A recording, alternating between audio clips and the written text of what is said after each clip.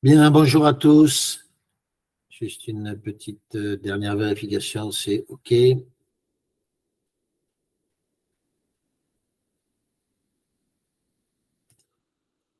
Alors, oui, je disais bonjour à tous. Nous sommes heureux de vous accueillir pour cette nouvelle petite vidéo qui s'intitule Enlever ou persécuter?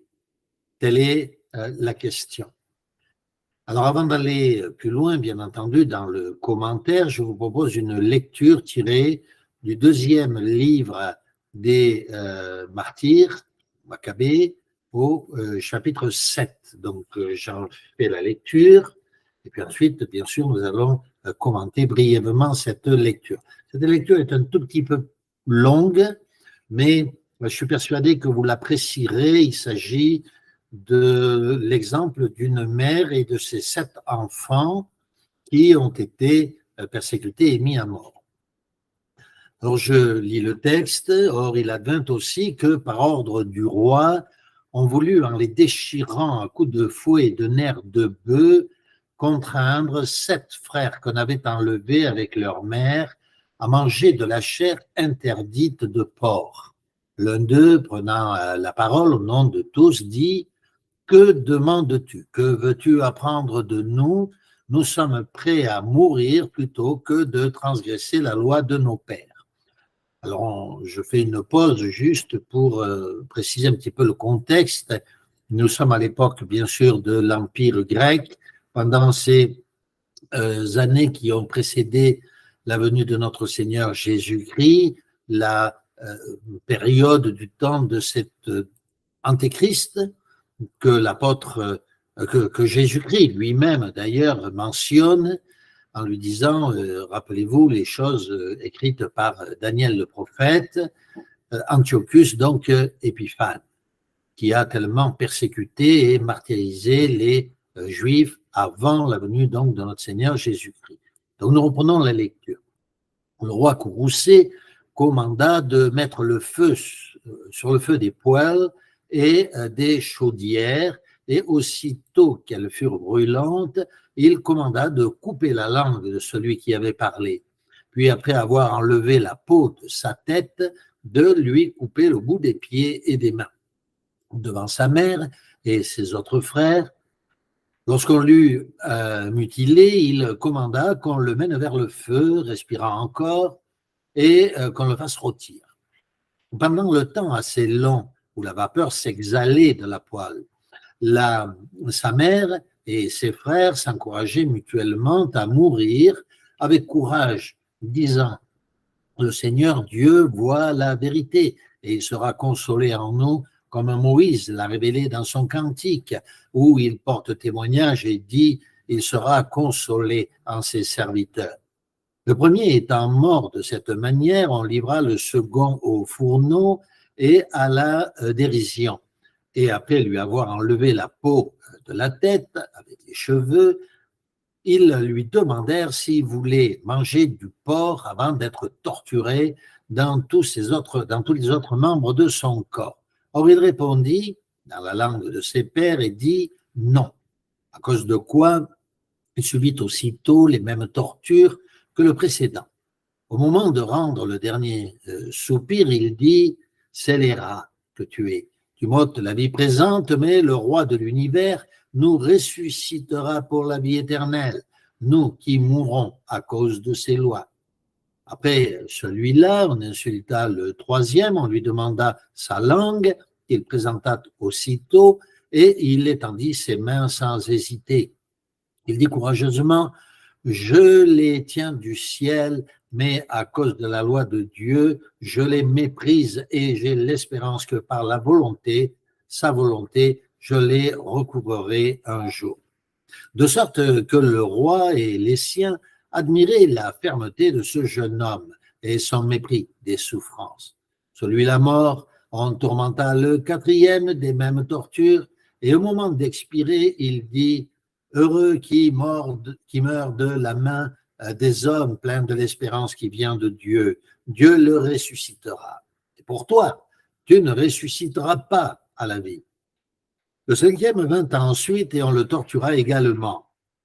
Mais lui, regardant le roi, lui dit, tu as pouvoir sur les hommes, quoique mortel toi-même. Tu fais ce que tu veux. Mais ne crois pas que notre race soit abandonnée de Dieu. Attends et tu verras sa souveraine puissance. Et il te tourmentera de même, toi et ta race. Après celui-ci, ils amenèrent le sixième. Et au moment d'expirer, il dit, ne te trompe pas vainement. Nous nous sommes attirés nous-mêmes ces souffrances car nous avons péché contre notre Dieu. C'est pourquoi ces choses dignes d'épouvante nous arrivent. Mais ne t'imagine pas que tu seras impuni après avoir osé combattre Dieu. Cependant, admirable au-dessus de toute expression et digne d'une illustre mémoire, la mère, voyant périr ses 7 fils en un seul jour, supporta leur supplice avec une âme généreuse. Soutenue par son espérance dans le Seigneur, elle exhortait chacun d'eux dans la langue de ses pères, et plein d'un noble courage, allait allier le courage d'un homme avec la tendresse d'une femme.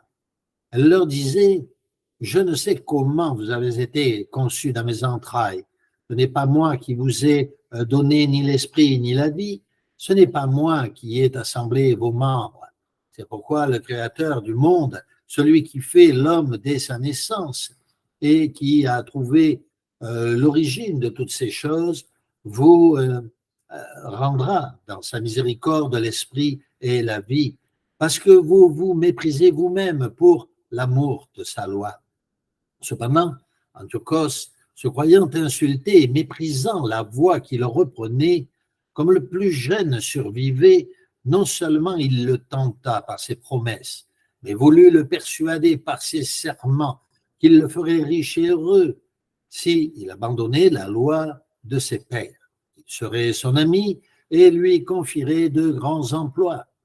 Le jeune homme, ne lui prêtant aucune attention, le roi appela sa mère et l'exhorta à donner à son fils ses conseils de salut. Lorsqu'il eut longuement exhorté, elle lui promit de persuader son fils. Et s'étant penchée vers lui et raillant le tyran cruel, elle parla ainsi au jeune homme dans la langue de ses pères. Ô mon fils, aie pitié de moi qui t'ai porté 9 mois dans mes entrailles, moi qui t'ai allaité 3 ans, moi qui t'ai amené à l'âge tué, moi qui t'ai nourri. Je t'en conjure, mon enfant, regarde le ciel et la terre et tout ce qu'ils renferment. Sache que Dieu les a créés de rien et qu'ainsi est née la race des hommes. N'aie pas peur de ce bourreau, sois digne de tes frères, accepte la mort, afin que je ne te sépare pas de tes frères dans la miséricorde de Dieu. Comme elle parlait encore, le jeune homme s'écria, qu'attendez-vous?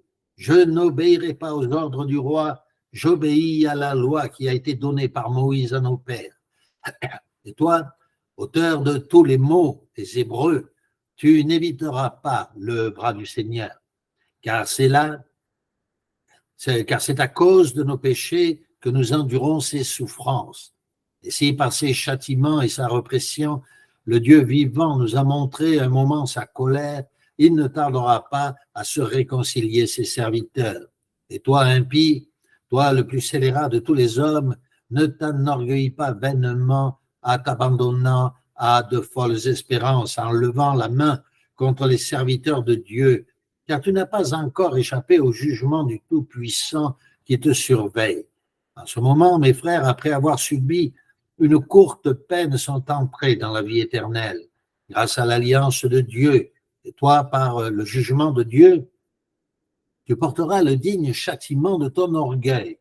Quant à moi, comme mes frères, je livre mon corps et ma vie pour la loi de mes pères et je supplie le Seigneur d'être bientôt propice envers son peuple et de te forcer à confesser par ses châtiments et ses flagellations qu'il est le seul Dieu. Je supplie le Tout-Puissant de faire cesser après ma mort et celle de mes frères la juste colère qu'il a étendue sur toute ma race. Et toi, et le roi, transporté de fureur, fut pour lui plus cruel encore que pour ses frères, ne pouvant supporter qu'on se joue de lui. Et ainsi mourut le jeune homme, pur en toutes choses, se confiant au Seigneur. Et la mère mourut la dernière après ses fils. Voilà donc ce récit qui, comme nous venons de le constater, bien sûr, relate l'histoire de cette mère juive avec ses 7 enfants. À l'époque, bien sûr, c'était le peuple d'Israël, c'était la loi de Moïse que l'on devait suivre. Ce que faisait, bien entendu, cette mère et ses enfants. Je rappelle les circonstances, là encore un petit peu brièvement, à savoir que ce roi, cet antéchrist, l'antéchrist modèle de l'antéchrist qui doit venir plus tard, cet empereur grec avait persécuté de façon ultra-violente les chrétiens. Il avait vidé Jérusalem, il avait tenté de faire disparaître complètement toute la loi des Juifs, interdisant la circoncision, les sabbats et tout ce que préconisait la loi au prix de la mort. C'est dans ce cadre que cette femme et ses enfants ont résisté à cet homme en suivant la loi. Nous le comprenons bien sûr. Cet antéchrist était porté par le diable. L'esprit du diable l'avait saisi et il voulait absolument faire tomber la foi de cette famille fidèle. Non seulement d'ailleurs de cette famille, mais de très nombreuses familles juives qui résistèrent à l'antéchrist. Beaucoup d'autres, au contraire, blasphémèrent contre Dieu, et le tri se fit ainsi, à cette époque-là, déjà entre les brebis et les chèvres. Alors la question qui se pose à nous, vous l'avez peut-être compris à travers le titre que j'ai donné à ce petit exposé, à savoir enlever ou persécuter. Eh bien, tous les chrétiens, pour être très clair, tous les chrétiens, tous les fidèles de notre Seigneur, que ce soit avant notre Seigneur Jésus-Christ ou que ce soit après sa venue, ont toujours été persécutés. Ainsi est mort Abel, ainsi a été persécuté et mis à mort Jérémie, Ézéchiel. Tous les fidèles du passé ont été persécutés, torturés, mis à mort. L'exemple que nous avons cité de cette femme et de ses 7 enfants n'étant qu'un exemple parmi tant d'autres. Le livre d'ailleurs, la lettre écrite aux Hébreux, rappelons-nous, rappelle ces points. Dans Hébreux au chapitre 11, où il est question de la foi, il est dit très clairement que, parlant de tous ces martyrs du passé, qu'ils allaient couverts de peaux de bêtes pour se cacher, que tous furent persécutés et tous furent retrouvés fidèles. Nous rappelons aussi que le mot témoin signifie en réalité martyr. Autrement dit, on ne peut pas être témoin de Christ si on n'est pas martyr. Nous nous rappelons aussi cette parole de l'apôtre Paul qui disait « J'ajoute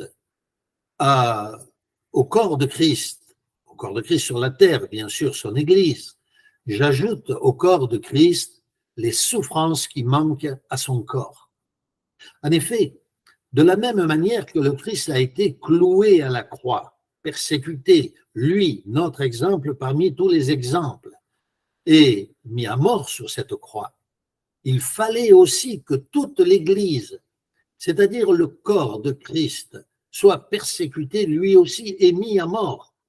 C'est pour cela que l'apôtre Paul dit « J'ajoute au corps de Christ les souffrances qui manquent à ce corps ». Oui, l'Église n'est pas supérieure à notre Seigneur Jésus-Christ.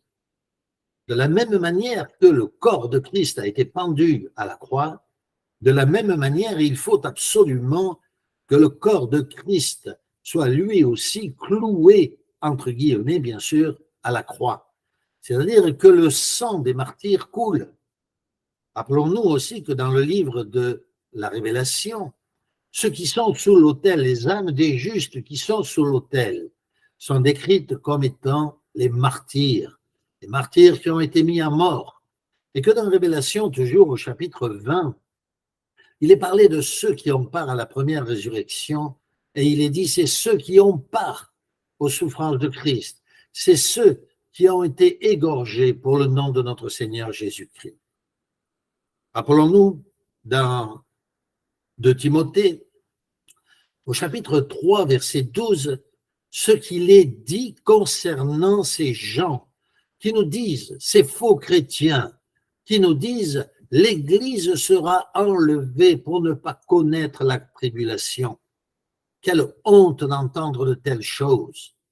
C'est faire honte, c'est faire outrage aux souffrances de notre Seigneur Jésus-Christ. Faire honte, outrage aux souffrances de tous les martyrs qui ont précédé notre Seigneur Jésus-Christ. C'est faire outrage à tous les chrétiens du premier siècle qui ont versé leur sang pour le nom de Jésus.